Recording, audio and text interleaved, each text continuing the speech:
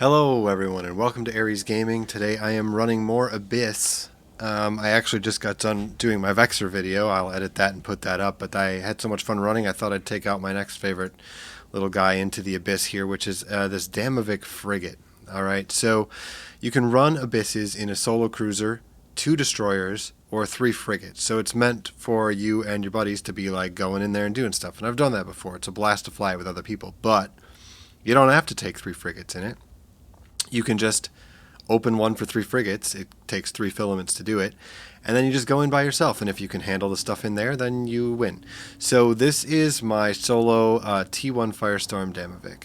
Now, the reason I did Firestorm is because this weapon is super important to my DPS, and it deals mostly thermal. And so I can fly a few Hobgoblins in here. I actually need more of these guys. Hang on. I should have checked. I remember I lost a bunch last time. So actually we're going to fly over to here and grab some really quick while I talk about this fit. Wow, that is really a lot of Hobgoblin 2s in Azer. But it's a good thing somebody's stocking them up. Thank you to whoever stocks 1,300 Hobgoblin 2s. We're going to take 4 of them. Okay. So this fit is relatively straightforward. We've got our light Entropic Disintegrator 2. Alright, and this thing can hold Occult ammo and Mystic. You need both kinds because there are certain spawns in here. I'm looking at you, Tessera battlecruiser thingy, that will absolutely annihilate you if you can't keep out of its optimal range. I lost one of these guys in the Abyss, and I was in my training clone too because I'm an idiot. Don't check my killboard. Alright, so then we've got a nice Afterburner fit on this frigate because we don't really need an MWD. We can go fast enough without it. We've got an Enduring Stasis web on this. Again, I could see arguments for a Tech 2 here, but this just gives me a little bit more cap and makes me feel warm and fuzzy inside. And we've got a small cap battery 2 in here. We've got a Multispectrum Energized membrane here and the damage control 2 here. And the small armor repair 2 here.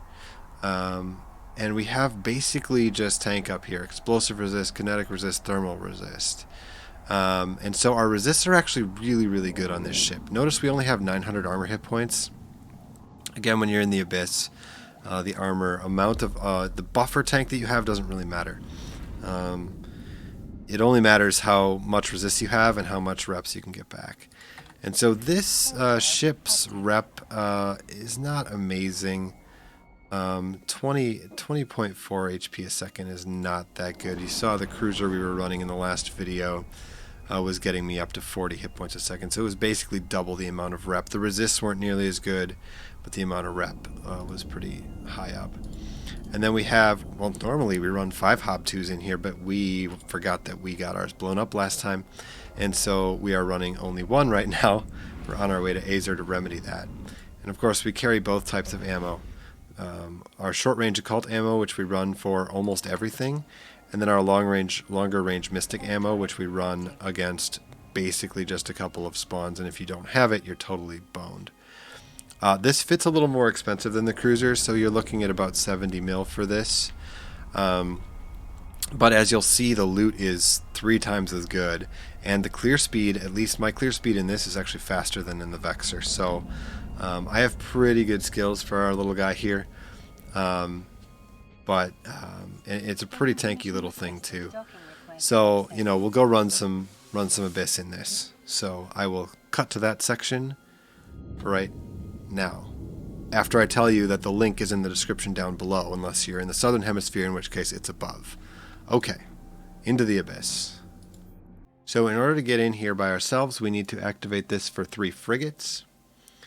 I must form a fleet, that's right. So I'm going to go into the fleet tab. I'm going to form a fleet with myself.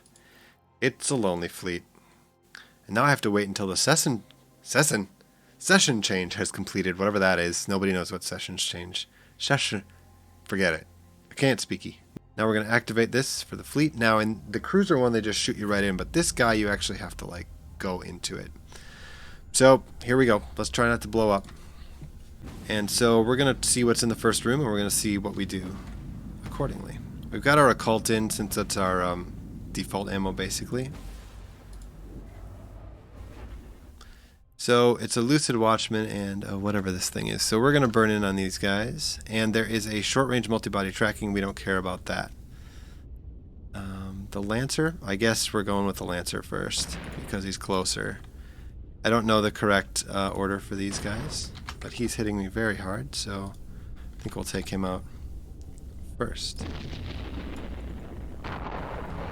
And we're going to get our webs on this guy as soon as we can, so that we can do stuff. The Triglavian weapon is really hard to get on to people sometimes. So, whoops, I had it on and I turned it off. That's not smart. So we got to watch for yellow boxes again, just like we did in the cruiser video in the Vexor. If they start yellow boxing, you pull your drones in. It's that simple. All right, now, the longer you can keep in range of these guys and keep your weapons spooled up, the more damage you do, because that's how the Triglavian weapon works. And so, you know, we don't have to worry too much about DPS in here. Our clear speed is actually very fast. That guy's already down. And so now we're going to turn our attention onto his little friend here, the Lucid Watchman. He's just so lucid. And I don't know what this guy does. We've got 50% armor HP, which again doesn't really matter. And we have an 80% turret tracking bonus, which from this tracking multi-body tracking pylon. We didn't see any of these in the cruiser video. We're seeing them here. And this guy is kind of barely hitting me. So we're actually going to, you know, we're just going to pulse our armor rep here. We don't really need it on full time. Especially since, my gosh, does that pulse fast now. Be careful when you boost Repair Systems 5, I guess, because you've got to boost your cap at the same time. Otherwise, it's kind of a mess. Because I used to be able to just leave all 4 of these on and just not care and sing Polly Wolly Doodle all the day. So we're almost through this guy's armor, and then we're going to go blow up some stuff. These nodes and subnodes are really far away. So I think we're just going to go for the biocombinative. If you'll see what's in here this time, you know, 1.5 mil, that's like pretty much over triple what we were getting in the cruiser one. And our clear speed is pretty much just as good. Assault Frigate FFA. Yippity skippity Dan. If you want to lose an assault frigate and gain 5,000 SP, be my guest. Alright, let's see what's in this next room.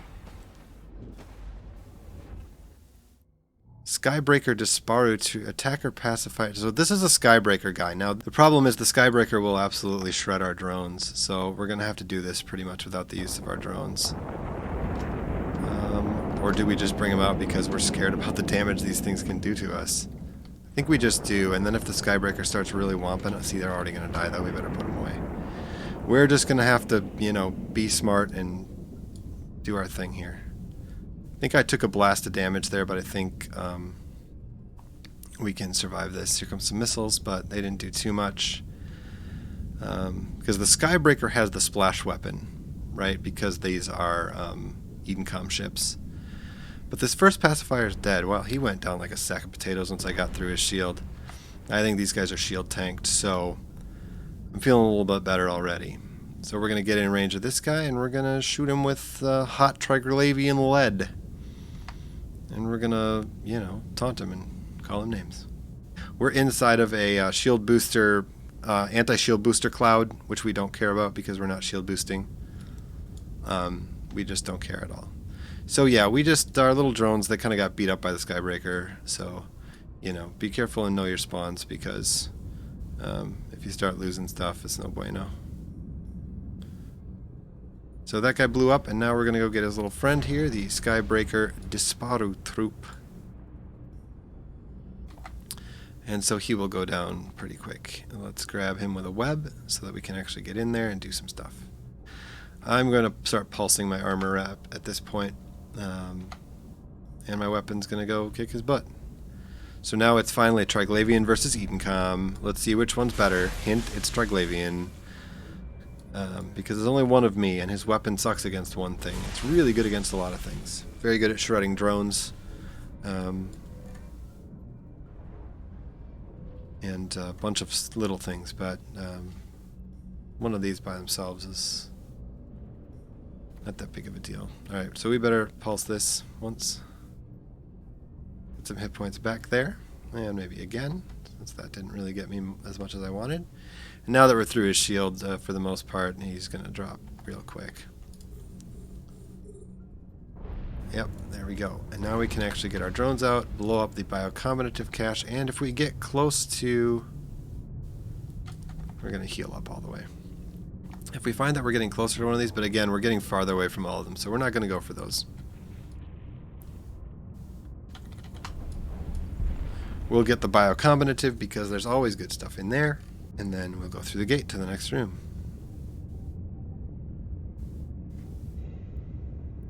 So 6.5 mil inside there. I can deal with that. What was so big in there? Ah, Fierce Firestorms. No, Fierce Exotic. That's selling for a bundle right now. Okay. We'll reload this, see what the third room is like. Again, we've only got about 7 minutes gone. So we will be taking the nodes and subnodes in the third room, assuming we don't get some janky spawn here and get our butts totally kicked. Oh my god, it's this guy. I hate this guy. Okay, we're going to orbit him at 9k. Now, we have to be really careful about how we deal with this. We also have to load Mystic. The second we can get our web on this thing, we have to get it on. Because he's a total pain. We are going to try to use some drones here. But, you know, we got to be really careful. In fact, we're going to send our drones in right now, because we can. And we're going to start our weapon spooling right now. So we want to get as much damage on this guy as we can, because he's absolutely ridiculous. Look at that. He hit me once. And he just absolutely blasted me. But now that we've got our orbit established and we've got our web on him, we should be okay. We just have to watch for yellow boxing, because he's going to try to kill my drones. If he starts yellow boxing, my drones are going to drop real fast. In fact, usually he does it right about now. So, yep, I was right. Look at that. I didn't even do anything. He killed 2 of my drones. Alright, we're not getting our drones back out. We're going to try to pulse the armor rep, because I think I've got him in a pretty good space here. These guys are a total nightmare. And I keep running into them. So he killed 2 of those hobs, and I didn't even have a chance to do anything, so... He hit me out there. I mean, I'm 9k out. And that one hit is just huge. But we have plenty of time, so we're just going to kind of slow play this and make sure we don't run out of cap. And keep our orbit at 9k. And as long as our Mystic keeps pulsing, we should be okay to get out of this pretty straightforward. But we're gonna grab all the things in this room, because we want to make up for our poor lost hobgoblins. I probably shouldn't even get drones out against this guy, but I always feel like I want to kill him as quick as I can. Oh yeah. We'll blow up the biocombinative, but we're gonna see where these things are.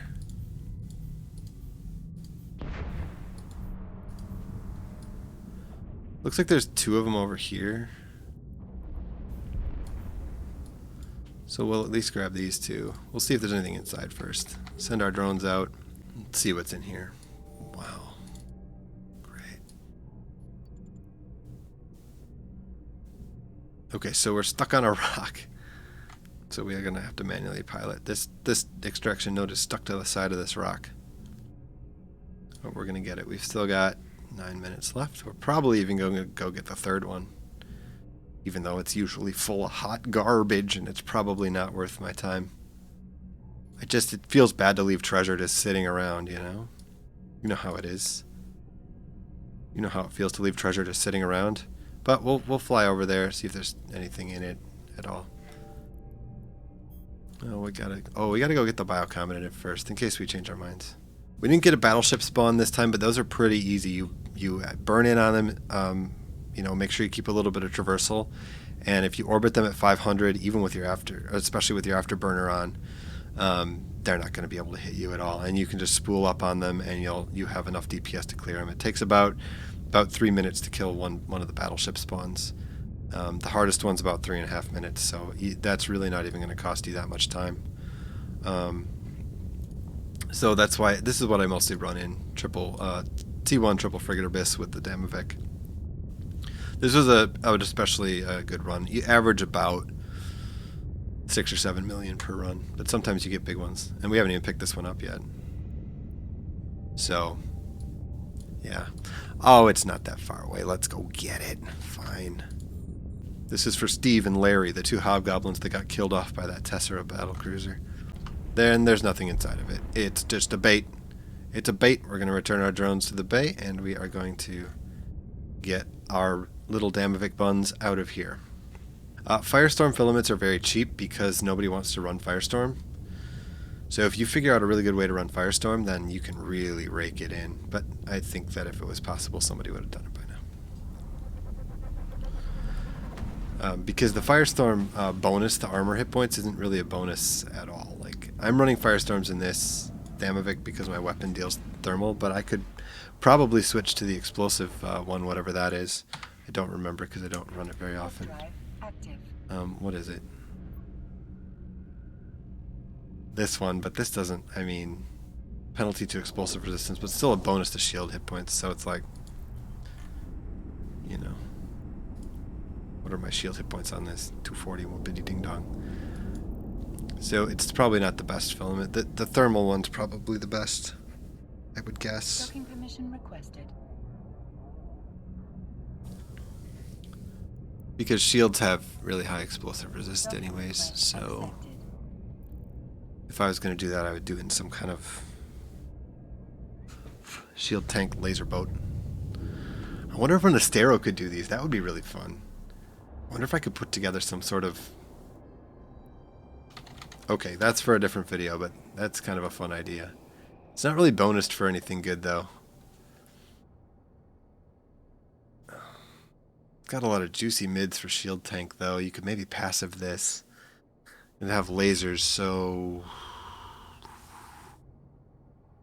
Well, we're definitely going to give that a try. But anyway, thanks for running Triple-frigate Abyss with 1 frigate with me. We made 10.2 million, and we feel pretty good about ourselves today. So thanks for tuning in. Make sure you like and subscribe if you want to see me do something dumb, like fly an Astero into the Abyss.